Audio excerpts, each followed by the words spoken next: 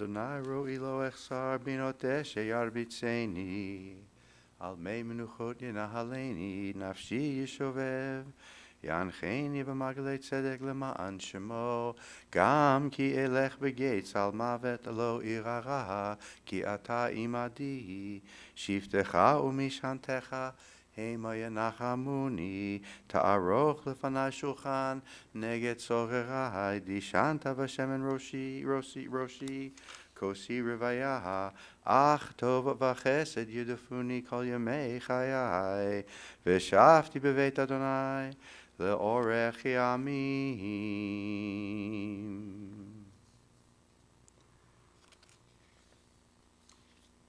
Family and friends, we begin our memorial to remember and to honor Robert Thomas, to remember Bob, with those words from the 23rd Psalm. And we read this psalm with the hope that the words of the biblical poet might offer us some measure of comfort, that we might garner some consolation. And so I'd like to read it in English, and those who may know it by heart, please feel free to join with me. The Lord is my shepherd, I shall not want. He maketh me to lie down in green pastures. He leadeth me beside the still waters. He restoreth my soul. He guideth me in straight paths for his name's sake. Yea, though I walk through the valley of the shadow of death, I will fear no evil, for thou art with me. Thy rod and thy staff, they comfort me. Thou preparest a table before me in the presence of my enemies. Thou hast anointed my head with oil, my cup overflows. Surely goodness and mercy shall follow me all the days of my life, and I shall dwell in the house of the Lord forever.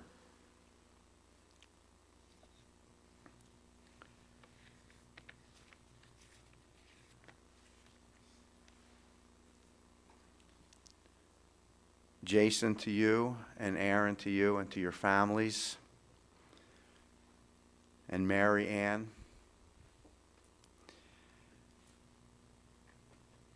And to all of you who grieve, we know that this is a sad time and that you grieve in a darkened world. And we understand that in your silence there is sadness and lamentation. In your tears there's loneliness. These are days of sorrow and grief and mourning. We gather with you so that we might comfort you, to be with you during these sad days, not just the week of Shiva, but beyond, that we might be with you and that we might comfort you and that you will feel the loving embrace of family and friends, and that this will bring you comfort. But we gather with you not only that we might offer our comfort to you, but also to call upon God on your behalf and to ask God to be with you, that you might feel God's loving presence and embrace. Bob, as all of you here know, was a true original. And the way he lived and the way he loved, he did it his way and on his terms.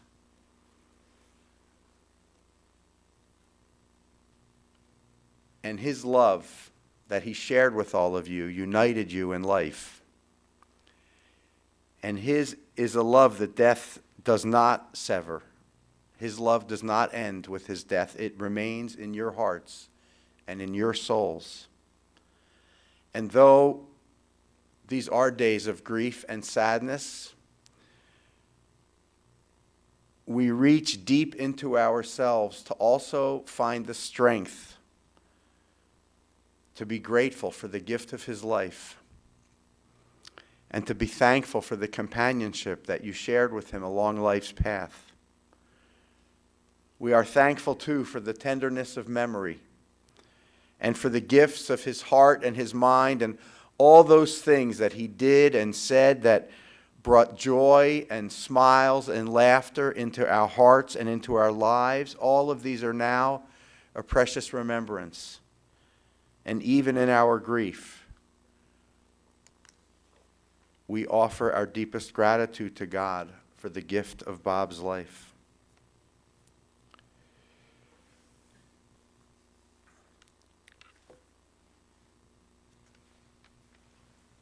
When we face the death of a loved one, we ask the eternal and existential questions that we've been asking since the beginning of time.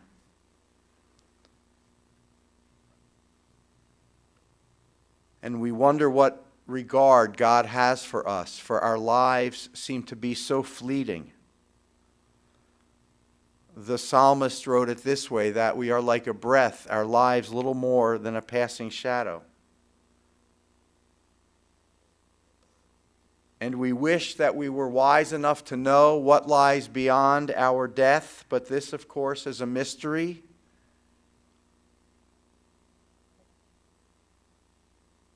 But this we do know, that we should mark the wholehearted and behold the upright. They are granted a true and precious peace. And we know, too, that God redeems the soul of all God's servants, and that none who trust in God shall be abandoned or left desolate.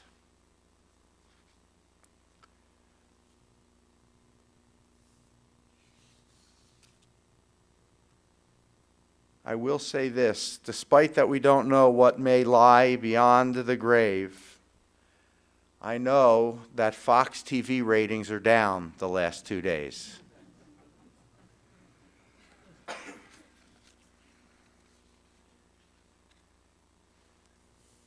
And I hope that if they haven't figured out how yet in the holy heavens to install cable TV or direct TV, that they get on it, because Bob is going to want to watch. They only need one channel for him, though. That's the good news.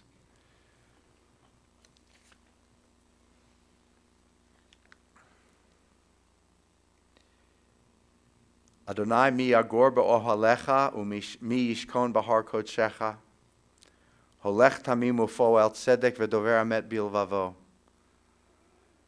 O God, who is it that may abide in your house and who may dwell upon your holy mountain? Those who are upright, who do justly, who speak the truth, who do not slander others or wrong them or bring shame upon them, who give their word and come what may, do not retract, who do not exploit others or take advantage. Those who live in this way, they shall never be shaken. To share words of tribute and remembrances, I'd like to call upon Jason and Aaron at this time.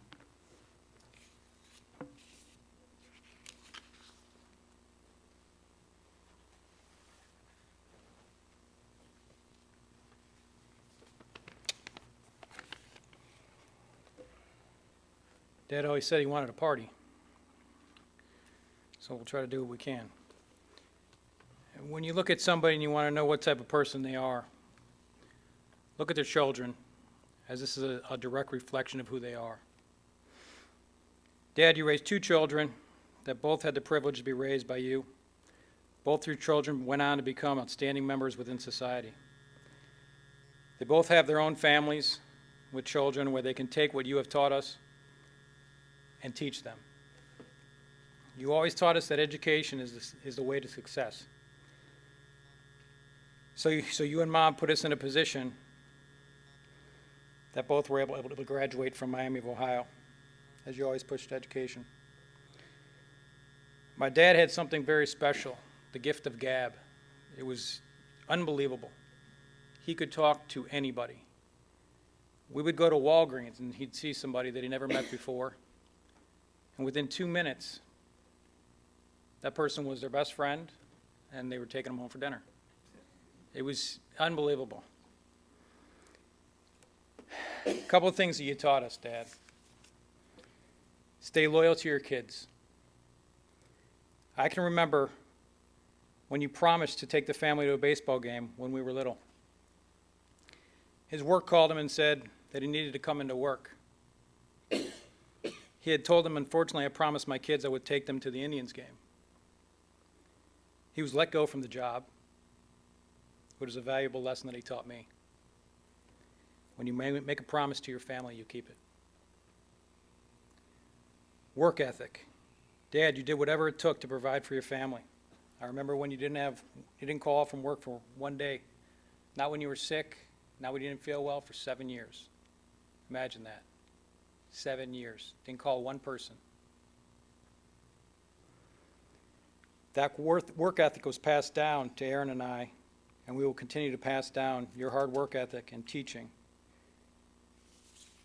as they live the Thomas name. You can achieve anything. You know the books, Think and Grow Rich, Positive Mental Attitude. Dad, you read them all, and then some. You always kept them around so we could pick them up and read them on our spare time within the house. This taught us to never give up on whatever we set our hearts and minds to. I remember when I was deploying in 2004 at the midst of the war. And at that time, there was such an influx of troops going to Iraq that they were not issuing body armor until you got on ground in the war zone. I called my dad and I said, Dad, this is what's going on. He says, don't worry, I'll make a call.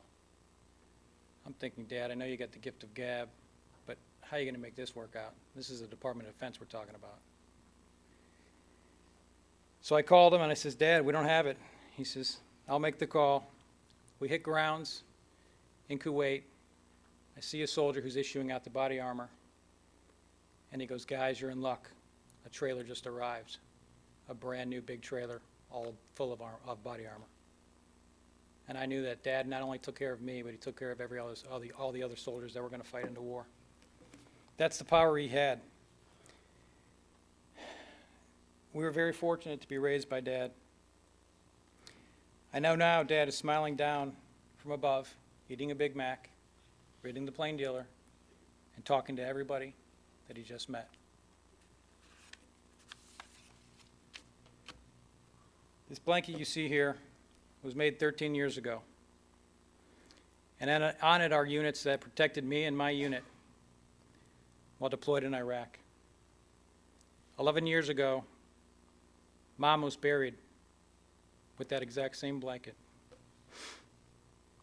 That blanket will now go with you and protect you, Dad.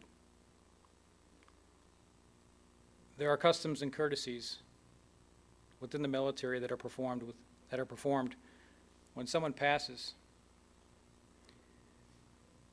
that has served this great nation. No matter what their rank is, that soldier and that person will be saluted by another member of the military. Dad, this will be your final salute.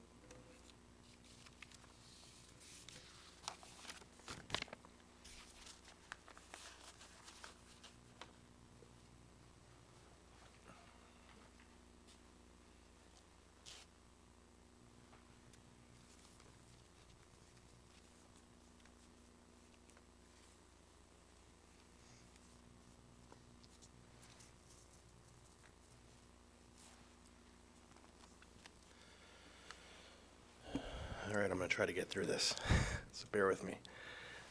So good afternoon, everyone. I want to thank everyone in attendance today, as well as everyone who has shared their condolences with us over the past couple of days. I can't tell you how much that has helped us through this challenging and difficult time. I also want to thank the caregivers at Kensington, where our dad spent the last few months of his life. I could tell he genuinely liked the staff there and enjoyed their company. I want to thank my assistant, Meredith Barnett. Unfortunately, she can't be in attendance today, but she has put so much time, energy, and effort into helping my dad with all of his needs over the past 7 years. I would not have been able to function without her. Finally, I want to thank my wife and my children for being awesome and for loving my dad. I wanted nothing more than to give my dad the gift of connection, and all of you made him feel they had a role to play in our lives.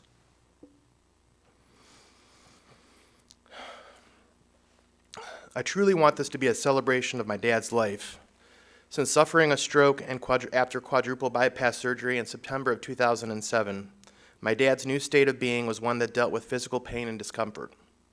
With his physical body, I don't know if he was truly able to feel real joy.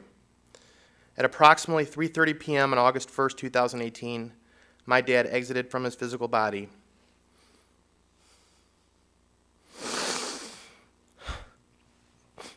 And I want to believe he was able to feel real joy for the first time in so many years. It's going to be hard. I want to believe that he was able to see his family, that his family was there with him, as we all wanted to be a part of that wonderful moment. While my heart suffers greatly, I want to do my best to honor my dad today. My dad lived a life that mattered, and I want to use this time to share with you. I'll try not to keep this too boring, so I'll sprinkle some funny stories along the way, starting with this one. And some of you who went to high school with me know this story because it's the movie theater story, or I think it was our senior year in high school. And I need to preface that oftentimes I would find my dad sleeping on the couch in the family room, and this was the case in this story. I had several friends come over to hang out. All of my friends knew that my dad slept on the couch and that he was usually a heavy sleeper. We had some beers in the fridge and we decided to have one. We then decided we wanted to watch a movie. Not sure why I thought this was a good idea, but I thought putting a movie on and having at least 10 people sit around my dad would work out great. There's no way he would wake up. Wrong. About 10 minutes into the movie, my dad popped up on the couch, and he was surrounded by a bunch of high school students with beers in their hands. At first, he didn't say a thing, as we all sat there frozen in disbelief. He took 4 steps forward as he looked like he was walking out of the room, and I started to become hopeful, and then he suddenly made a turn towards us and proceeded to say this sentence, which is now an iconic line in Beechwood High School lore. "This is not a bar, and this is not a movie theater." And then that's all we heard. He rambled on for at least 10 minutes, but I couldn't tell you what he said.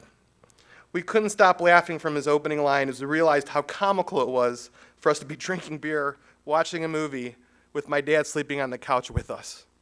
In the end, this moment brought great joy to all of us who experienced it. You may or may not be aware of this, but my last name is not Thomas. It's Grossman.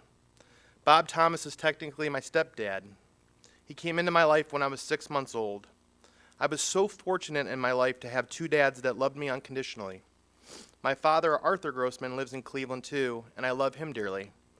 He has been a great dad as well, so I don't want to take anything away from my experiences with him, but for today's purposes, though, I wanted to focus my attention on the man of the hour, Bob Thomas. My dad taught me that true love didn't have to have blood tied to it. My dad loved me. He really did. If you came into our home, you would never know that we were a blended family.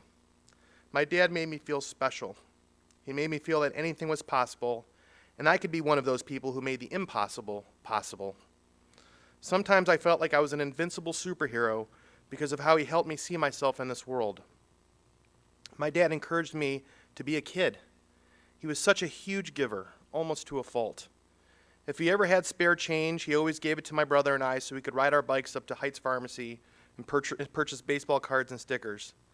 For the holidays, I didn't know who was more excited, my dad or us kids. He loved giving gifts, and he did such a great job of making our holidays special. He knew that Jason and I loved ice cream. What kid doesn't? During the summer months, he often took us to Helen Hutchley's on the corner of Cedar and Green and got us whatever we wanted. This is pretty much a daily basis during the summer. He truly received so much joy from the ability to do something for others. This is kind of a good transition to talk about the creature of habit my dad was. It's another story, kind of a funny one.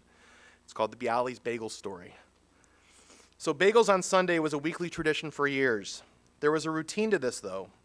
Throughout high school, my dad delivered the Plain Dealer to over 1,000 people. And on Sundays, he often had to work throughout the night to finish his routes. Once he was finished delivering the newspapers, he went to Bialy's Bagels in University Heights. He would purchase the bagels and cream cheese and head home. My brother and I would be waiting feverishly for the bagels to arrive because it was the best meal of the week. We always knew when he should be home, and just about every time he wouldn't walk through the door on time. Jason and I would proceed to walk out of the door to find my dad's minivan parked in the driveway with the engine running. My dad was in the driver's seat, head rolled back, mouth gaping open, sleeping. We would wake him up, and he would start his process of getting himself ready to enjoy a bagel and cream cheese and a hot cup of coffee. My brother and I would already be finished eating when my dad would just begin to sit down. He would get things all nice and ready, sit down, and open the first of the 5 newspapers he was prepared to read that day. Oftentimes, my brother and I would go into the other room as we knew what would happen next.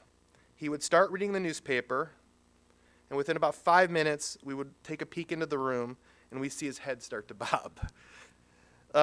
It would wake him up every time he bobbed, but then in about 90 seconds, you'd just see a full bob. He'd just be all the way back, and the mouth wide open. And then we'd wait, because another 30 seconds later, the snoring would start. Once that happened, we'd start laughing. He'd wake up, and then he'd start to eat his bagel. But that was how it was pretty much every week. Let's see. Okay. You know, who needs an iPhone when you have those moments? Because when these moments are locked into my heart and soul forever. I consider my dad to be a true entrepreneurial visionary. He always had ideas, some of which were pretty good. While I was in grade school, my dad was a pioneer in the recycling industry. He brought these things called the Golden Goats to Cleveland. He parked these machines at grocery stores and other high-traffic areas. People could come with their aluminum cans and deposit them into the machine for money. As with many of his ideas, my dad was often ahead of his time. He wasn't able to achieve long-term success with this concept and ultimately had to file bankruptcy. Out of desperation, he took over my brother and I's plain dealer paper route so he could pay the gas bill, which had been shut off for non-payment. Being the visionary my dad was, he realized that as an independent contractor to the plain dealer, he could charge a premium on delivery services to affluent communities. Within a few months, my dad and my mom developed a career delivering newspapers to over 2,000 people a day.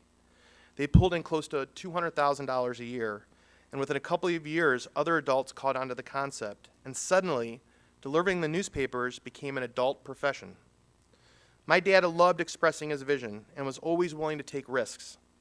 As children, we often model certain behaviors of our parents. I was blessed to have someone like my dad teach me how to dream big. He taught me to think about everything differently, as opportunities are often found where most people aren't looking. I do have some funny stories about my dad's professional career and how it affected me. I call this the "what college is that?" Although my dad delivered the newspaper, the plain dealer, it was tough working nights 365 days a year. He tried to find other lucrative opportunities and had several day jobs that ultimately didn't pan out. One of these jobs was selling college apparel from home.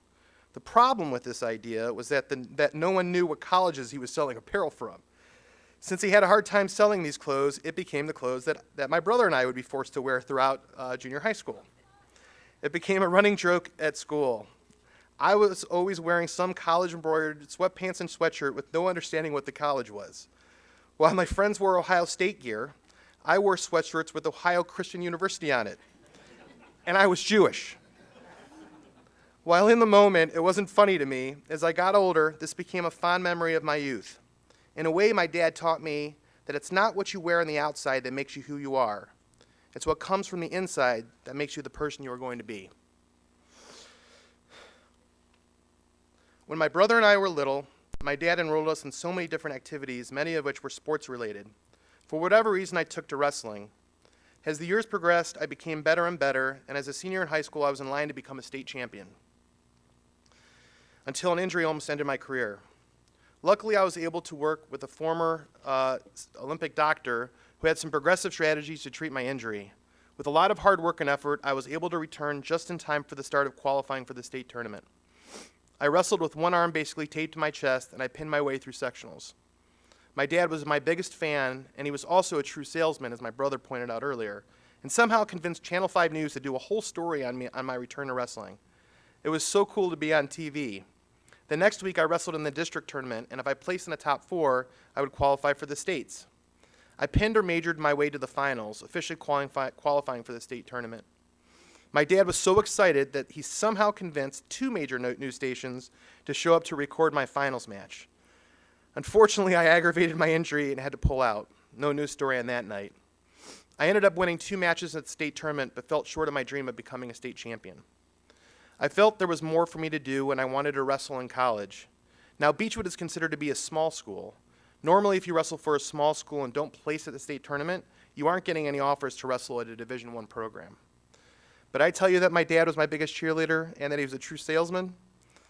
Somehow he convinced the sports beat writer for wrestling with the Plain Dealer to give a reference to the college my dad always wanted me to attend. Since I was little, he wanted me to attend Miami University of Ohio. I don't know how my dad did it, but I eventually signed a national letter of intent to wrestle for Miami University. This gave me the immediate acceptance into the school. My grades alone would not have qualified me for me to attend Miami. It was my dad's marketing efforts that enabled me to attend this great institution. I eventually started for the wrestling team and received a scholarship for my efforts. I graduated with a degree in finance, which has been a huge help throughout my professional career. As I reflect on what my dad did for me, I realize that anything can be accomplished if you put your mind to it and you have the confidence to believe.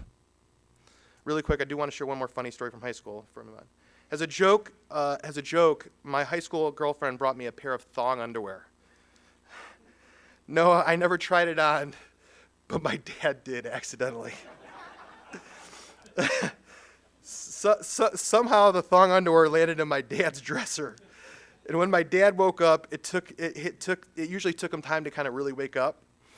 So I can only imagine what happened in this case as I was downstairs in the kitchen when I heard it. I have a feeling my dad, with his eyes barely open, placed his hands in the dresser to get a clean pair of underwear. He then proceeded to put it on, which is probably when I heard a loud scream. I then heard him blurt out, "What the heck is this? And whose are these?" And I ran upstairs and saw him wearing the light blue thong underwear and busted out laughing. He didn't find it as funny as I did. After college, I lived in Cincinnati and Columbus before moving back to Cleveland to start my own entrepreneurial journey. As I was starting to find myself in the business world, my dad was struggling to figure out what was going to be next for him. He ended up living with my first wife and I, Desiree, for several months at one point. My daughter, Ashley, was between 2 and 3 years old at the time. I loved watching him spend time with her. He loved it. He would always read books to her, and it made me laugh one day to see Ashley trying to read a book, and every time she went to turn a page, she would lick her thumb and turn the page. This was something my dad always did. I thought it was so cute. As my business grew, my dad visited the office often, not because he wanted to say hi, but because he wanted to use my printer so he could print off flyers to help his window cleaning business. I didn't mind. I liked that my coworkers got to know my dad and watch as he grinded through his own entrepreneurial journey. My dad loved doing drop-bys at my house when he would land a window washing job in my neighborhood. I honestly dreaded when I heard the unexpected knock on the door because I knew it was him. My dad loved to talk, and as soon as I opened the door, he had so much to say, like 2 hours worth. It didn't matter what I was doing. He wasn't going to let me be until he finished what was on his mind.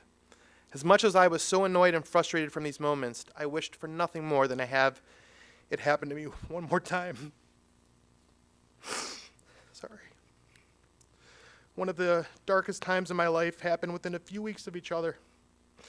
My mom passed away in her sleep at the age of 59 on August 17, 2007.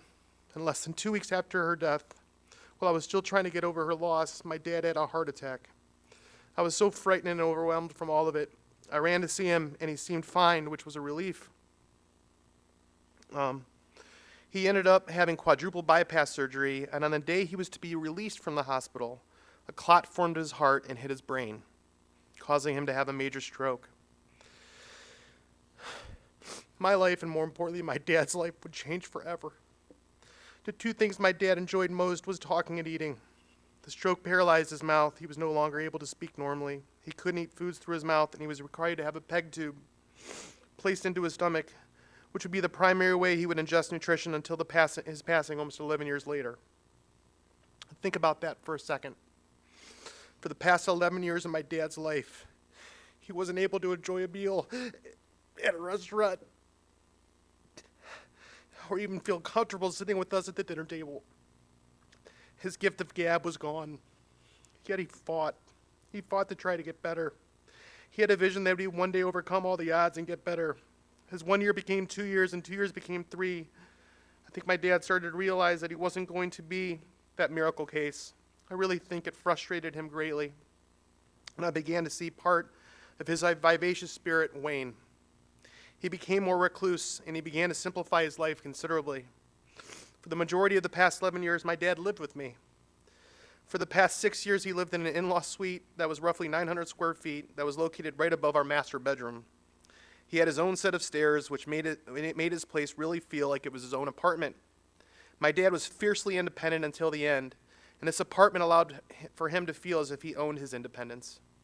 He still maintained a 1998 Chevrolet Astra minivan that was god-awful ugly. My wife couldn't stand that vehicle parked in a prominent fashion outside of our house. But he wanted to be able to drive when he wanted to drive. I bought him an iPad, and Facebook became his new outlet. He loved Facebook, and he messaged everyone. He lacked Facebook etiquette, though, as he always typed his messages in all caps, which made it seem like he was screaming at everyone. He still read 5 newspapers daily, and he literally kept Fox News on the TV, full volume, 24/7. I'm not joking. Living in the master bedroom right underneath him for the last 6 years wasn't masterful. We had to learn how to manage with Sean Hannity or Shepard Smith screaming through our ceiling as we tried to go to sleep. As much as I asked for my dad to keep the volume down, he was always going to do things the way the things he wanted. Speaking of stubborn, my dad was incredibly stubborn, even with his medical treatment. We called him Dr. Thomas. If any medical professional directed him in a way he didn't like, he never listened and never cooperated. For several years, he actually treated himself for the most part, and I have to say he did a pretty good job. Given his condition, he spent very little time in the hospital, as one would expect. While the average lifespan for this type of stroke was 5 years, with 10 years usually being the max, my dad lasted almost 11. Pretty proud of him for that. I will tell you that my dad suffered. He did. Every morning, I would wake to hear him cough relentlessly. He was trying to prevent mucus from getting into his lungs that would cause him to have pneumonia. As time progressed, his energy levels slowly declined. He still made time for the children. God, he loved those kids. He would exert all of his energy he could muster to chase the kids around the house and play games with them. So gratefully he had those moments to cherish. My dad loved to give, my kids loved to receive, so it was a perfect match. It was hard watching my dad live the way he did. It was frustrating because we wanted him to get out there and still attack life, but that just wasn't in the cards for him. As I reflect on the last 11 years of my dad's life, I actually think he provided his biggest giving gift to us all. I honestly don't know if my dad truly wanted to live the quality of life he ended up living. He didn't do it for himself, though. He did it for all of us. He wanted to continue to teach all of us something from his experiences. He taught me that whenever I think I'm going through something that is difficult, remember how he had to live. If he could live the life the way he did and still smile and dance, I can do anything too. My kids were able to have a grandfather who loved them and played with them. He did this even though he struggled breathing on a regular basis. My dad endured his life to make our lives better. I am so happy that my dad was able to meet the family I created and actually be a part of it. While my dad rarely went outside, other than for doctor's appointments, he did make 2 special trips. He was present for my brother Jason's wedding, and he looked so handsome in his suit. And the other time he made it out was for my wedding. I know it was a struggle for him to take the time to participate in each of our marriages, but I am so grateful that he made the effort to do so. I know he was so proud of both of us and the men we've grown to become. In my dad's final 24 hours on this earth, he made sure he was going to go out the way he wanted to. I told you that my dad was a creature of habit. Well, one of his habits at the nursing home was when someone visited him, he wanted you to take him in his wheelchair and walk him throughout the facility. There was an industrial scale where he would stop, get out of his wheelchair, and weigh himself. Well, in the last 24 hours of life, he was having an incredibly difficult time breathing. They had him on oxygen. His chest and stomach was pumping in a way that I hadn't seen before, which I knew meant he was on his way out. So what does my dad do as he's laying on his bed dying? I think I also told you that my dad was stubborn. My dad proceeded to sit up in bed and point to his wheelchair. I told him, Dad, I can't take you for a ride because of the oxygen tank. He kept pointing to the chair. We asked the nurse if there was a portable oxygen tank, and they said they would get one for us. We ended up taking him for what would be his last ride. It was awesome. We ended We had almost our entire family with us, including my Aunt Mary Ann. We all walked with him together as he pointed to where we wanted to take him. Of course, we arrived at the scale. He told me to stop. He proceeded to lift himself out of the chair and stand on that scale, barely able to stand. He weighed 152 pounds. He then sat back in his chair, and we slowly walked to his room. With it getting late and the kids getting tired, I told him we were going to go. I told him to please not die during the night. He placed his thumbs up in the air to tell me he wouldn't, and he didn't. He waited until the following day when we could be there with him when he left his body. It was beautiful. It hurt so bad to watch him go, but I wanted to believe he would finally get the relief he so desperately deserved. Last evening, I was able to see him one last time in the casket. It was awesome. The pain that lived on my dad's face for the past 11 years was literally gone. He literally looked like he did when he was prior to his stroke. He had such a peaceful look on his face, and I felt something in my heart enter my heart. It was a sense of relief. It was almost like the energy of my dad was thanking me for everything, and that he truly was in a better place. Dad, I love you with all my heart. He taught me so many life lessons that have helped me become the man I am today. I will honor your life by continuously trying to improve mine. I know you always told me that I had it in me to have $1 billion company one day, and I'm working to make that expectation come true. I know if I make it happen, you will be smiling from ear to ear, wherever you might be, hands in the air, dancing like you just don't care. Until we meet again, Dad.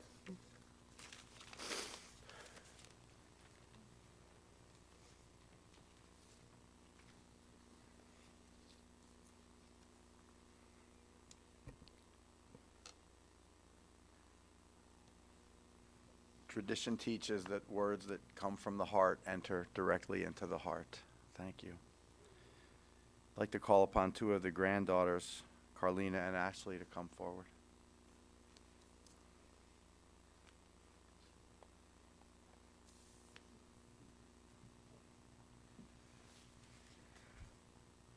Hi, everyone. Although my grandpa couldn't speak, he had so many things to say.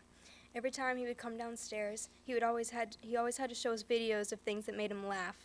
Most of the videos were 10 minutes long, and I would always look behind my shoulder and see him smiling, even though I didn't find them that funny. He would always point to us when he wanted us to come over, and if we didn't see him, he would clap 50 million times till we noticed him. Anything he had to say, he would type on his iPad. Even though I could read everything while he was typing, he would still give me the iPad when he was done, and I would have to pretend to read it all over again. He would always ask how I'm doing in school, and when I got straight A's, he would give me a crazy amount of money. One day I came home to a huge box. When I opened it, I was surprised to see a 5-foot teddy bear in it. He gave it to me to show how proud I made him. Every night I make room for it in my bed and sleep with it. I still do it to this day, and now Ted is a reminder of my grandpa, and that he will always be here with me. He always told me he wants me to go to a great school, and he was so happy when I got into Hawken. I'm so glad I was able to make him proud, and hope I can fulfill his dreams and go into a great college and be successful in my life to come. Another thing I won't forget, and I'll miss terribly, is his hugs. Every time I went upstairs or he came downstairs, he would give us these hugs that made us choke. We would always say, "Grandpa, you're choking me," but he would just keep hugging us, so eventually we just got used to it. He'd also give you shoulder massages, which really hurt, but when it came to foot massages, they actually felt nice. When we were younger and living in our condo, we would play this game he would play this game with us called the Big Bad Wolf. He would chase us all around the house, and every time me and my brother would hide in our room.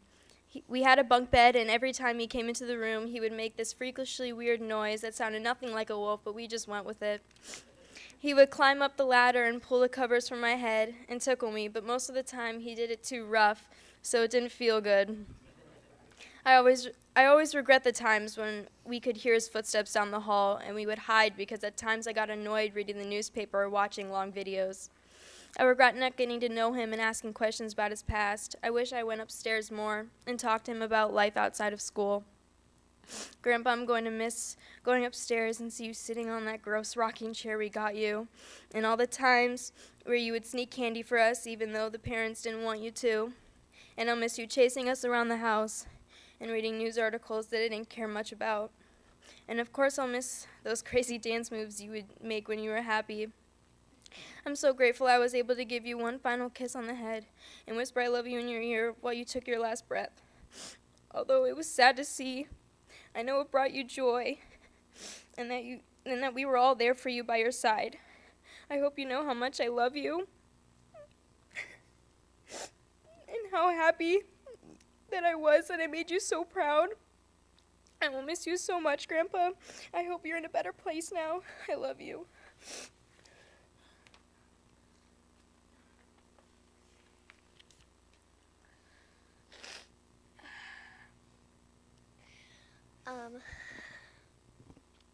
You know what I really like? I like foxes, and I think Grandpa did too. I mean, he watches Fox News all the time. Whenever I go up there, he's sitting on his old cushiony chair watching Fox News. He's gotta like foxes a lot. But really, he always watches Fox News. One time, I remember going up there and Grandpa was sleeping with his mouth wide open. And before I headed downstairs, I looked over at the TV, and of course, Fox News was on. I really miss watching him in his chair. I really miss watching him sit in his chair looking at the TV watching his news. I always used to tease Grandpa in his chair. I always used to pull off his hat and put it on my head, or tap on his shoulder and duck down behind his chair. And it took multiple times till he realized it was me. And then there would be times where I would throw my stuffed snake that I got him for his birthday at him, and he would whack me with it whenever he got the chance. Another memory I won't forget are his birthdays. At his birthday, we would always take family pictures, and out of everyone, he had the biggest smile. He would always be so happy and do his weird dance moves and take forever to blow out his candles. Sometimes he would spit on the cake, and we would end up not eating it. Another thing I remember was one day when I came home, I walked into a huge box, and just like Ashley, I opened up it to find an 8-foot teddy bear. He gave it to me after I showed him I got good grades.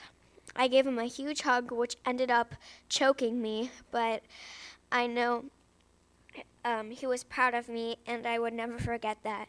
From this day on, I will never forget Grandpa for all the things he did, from choking us to getting us giant teddy bears to making us laugh, and always being there for me.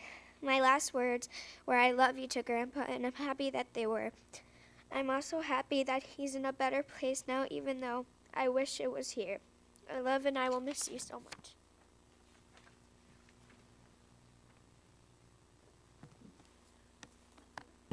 Thank you both.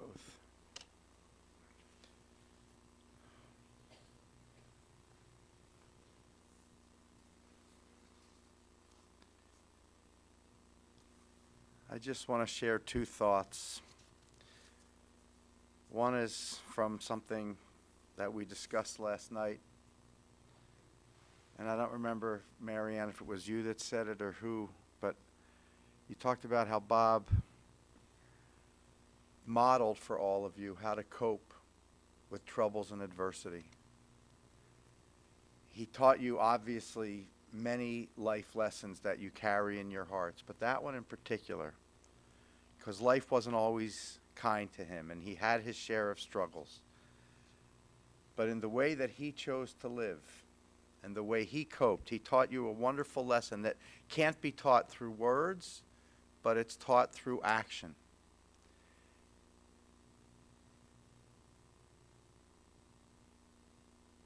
And that role model that he was for you, that's part of the precious legacy that he leaves to all of you. It's part of the inheritance that you will carry with you all your lives. And the second thought I want to share just briefly is that we are in a period of time in the Jewish calendar between Tisha B'Av, which was just a few weeks ago, the saddest, most mournful day on the Jewish calendar that commemorates the destruction of the temples in Jerusalem. And we are in a period of time from Tisha B'Av until Rosh Hashanah, the new year coming up in just a little over 5 weeks. And during this period, which in total is a period of 7 weeks and it encompasses 7 Shabbases, on each of those Shabbases we read a special Haftarah portion, a special prophetic reading. All of them come from the book of Isaiah, and they are known collectively, these 7 readings, as the Shiva Nechemta, the 7 portions of consolation. And so you grieve your father and brother and grandfather, you grieve him at a time of national grieving among the Jewish people. And the purpose of these 7 Haftarot is to move us from the initial grief of Tisha B'Av to the renewal and redemption of the new year. And so I hope that in the coming weeks, as you go through this week of Shiva, and then in the weeks following, that you will be able, with the support of family and friends and the love that people will share with you, that you will move from this initial grief and sadness into renewal and gratitude and appreciation. Zichrono livracha, the memory of a good and a righteous man, is forever a blessing to all who knew him and to all who loved him.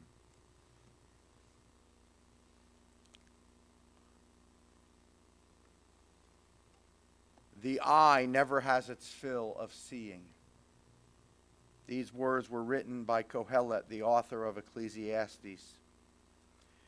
And it is a truism of human existence that young or old, those who depart this life never see enough of their world, never complete all of their tasks, never cherish their loved ones enough before they are called home. How they yearn for yet another respite from that final summons, and how we yearned to have them close to us for another challenge in our lives, another joy, another precious moment together. O God, we call upon you. Be now with those whose hearts are broken, because whenever parting comes, it comes too soon. Console those who mourn. Console those who love Bob. Be near to them, even when your light seems distant. O God, be with them and sustain them until their time of healing. Please rise. El Malay Rachamim, Shochen Bamromim,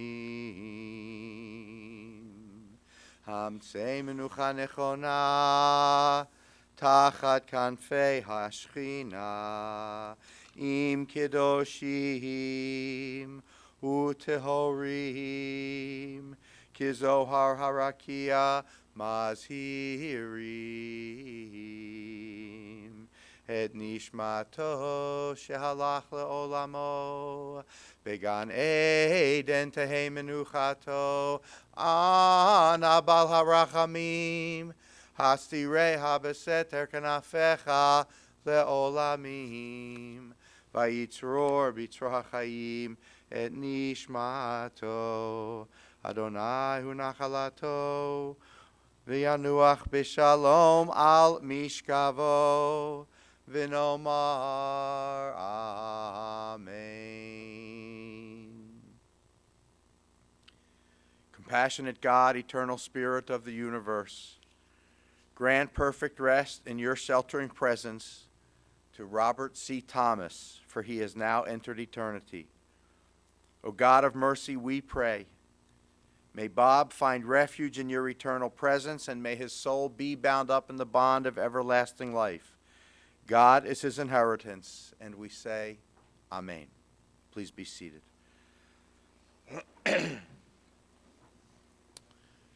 Following the burial service at Zion Memorial Park, the family will return to Aaron and Gianna's home to observe Shiva today and then through next Thursday.